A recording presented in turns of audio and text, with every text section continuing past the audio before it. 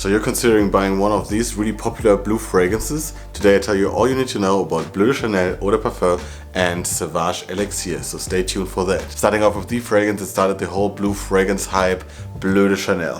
First you had the Eau de Toilette, then this flanker came out, the Eau de Parfum, and you have the Parfum version. For me personally, I think this is the best concentration that you can get at the moment.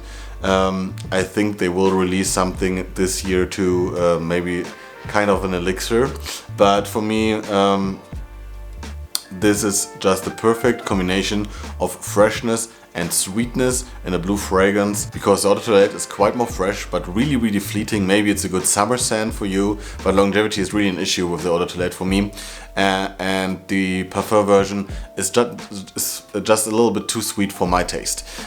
Here you get just the best of both worlds. It's still fresh, you get a lot of grapefruit in the opening.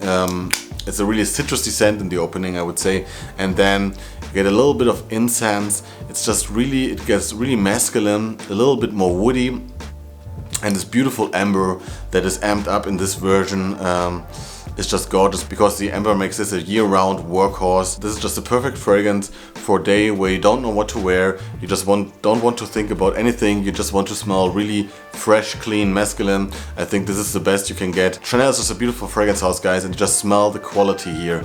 It's just a really natural smelling blue fragrance that is inoffensive, clean, masculine, can be really professional, can be worn on a date or casual too. But let me tell you guys, I think for an all-rounder fragrance this is really nice. So if you haven't checked this one out, Bleu de Chanel is really worth trying out. The Eau de Parfum version, by the way, the Eau de Parfum. I saw into Dior Sauvage Elixir, and let me tell you guys, they just made a masterpiece here, I think, because I'm really not the biggest fan of the Dior Sauvage line. I think I mentioned it before.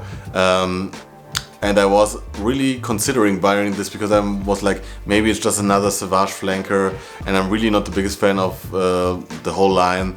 But then I got this and I was so pleasantly surprised, guys, because this is just gorgeous. You have this Dior Sauvage DNA in the background, but here you get so much more. You get like this licorice note in the opening that is quite sweet but really interesting, with a lot of spices, I think cardamom and nutmeg, and a little bit of cinnamon, I think.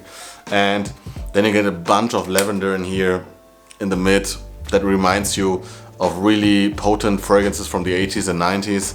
And then in the dry down it gets quite sweet but stays fresh with this beautiful Dior Sauvage DNA in the background. It's just a gorgeous scent to smell, really potent. I think I mentioned before that my best friend is wearing this as a signature scent, and I always like to smell it when he wears it to a night out or somewhere, and I think you just can't go wrong with this fragrance.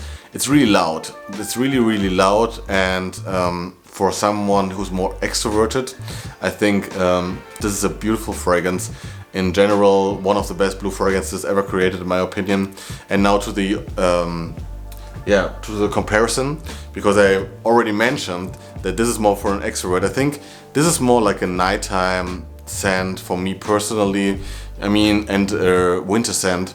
It's not this year-round versatile fragrance, because it has like a punch to it, and it's really potent, guys. Really be careful. If you spray with this 2 or 3 times are more than enough. You will smell yourself the whole day. Everyone around you will smell you the whole day. So if you are in an office environment or something, just be a little bit patient with the sprays with this one. But in the nighttime this is just gorgeous, and I think it really cuts through the cold in the wintertime. That makes this really special, and it's just a different take on a blue fragrance. That's what I like about this one.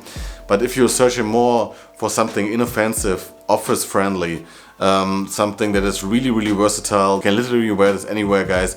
This just is so smooth, inoffensive, masculine. You can wear this also to a date, in a bar, to a night out, in the office. I think this is a beautiful office fragrance.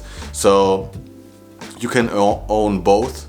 Maybe this for the daytime, this for the nighttime, or more like introverted, extroverted personality. It just depends on your taste, guys. So whatever fits your taste, maybe I could help you with this little video. I hope so. Don't forget to subscribe to see more fragrance reviews from me. Leave a like below, and see you next time, guys. Bye bye.